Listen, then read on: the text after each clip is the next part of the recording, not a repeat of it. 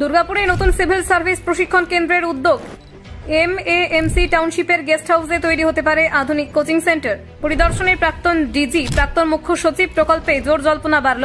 Civil service পরীক্ষার্থীদের জন্য বড় সুখবর, দুর্গাপুরে শুরু হতে পারে নতুন প্রশিক্ষণ কেন্দ্র, যা আইএএস, আইপিএস সহ বিভিন্ন সিভিল সার্ভিস প্রস্তুতির জন্য তৈরি হবে আধুনিক ব্যবস্থায়। কয়েক লক্ষ বছর আগে শুরু হওয়া Satyendranath Tagore civil services study সেন্টারের সাফল্যের পর এবার এমএএমসি টাউনশিপের গেস্ট হাউসে নতুন সেন্টার গড়ার উদ্যোগ নিয়েছে রাজ্য। কারখানা বন্ধের পর পরিত্যক্ত অবস্থায় থাকা এই ভবন পরিদর্শন করেন প্রাক্তন ডিজি সুরজিৎ কর পুরকাস্ত, প্রাক্তন মুখ্য সচিব আলপন বন্দ্যোপাধ্যায় এবং মন্ত্রী প্রদীপ মজুমদার। বর্তমানে এই সম্পত্তি রক্ষণাবেক্ষণ করছে এডিডিএ, যাদের বড় পরিকল্পনার অংশ হিসেবে দেখা হচ্ছে এই উদ্যোগকে। বহু সংস্থা লিজ নিতে চাইলেও গেস্ট হাউস ছাড়া হয়নি। প্রশাসন জানিয়েছে প্রকল্প এখনো প্রাথমিক পর্যায়ে, নানান ছাড়পত্র মিললে ঠিক হবে প্রশিক্ষণের ধরন। জেলা জুড়ে থাকা অন্যান্য কোচিং সেন্টার থেকে এই সেন্টারটি হবে একেবারে আলাদা। আপনারা দেখছেন বলছে বাংলা।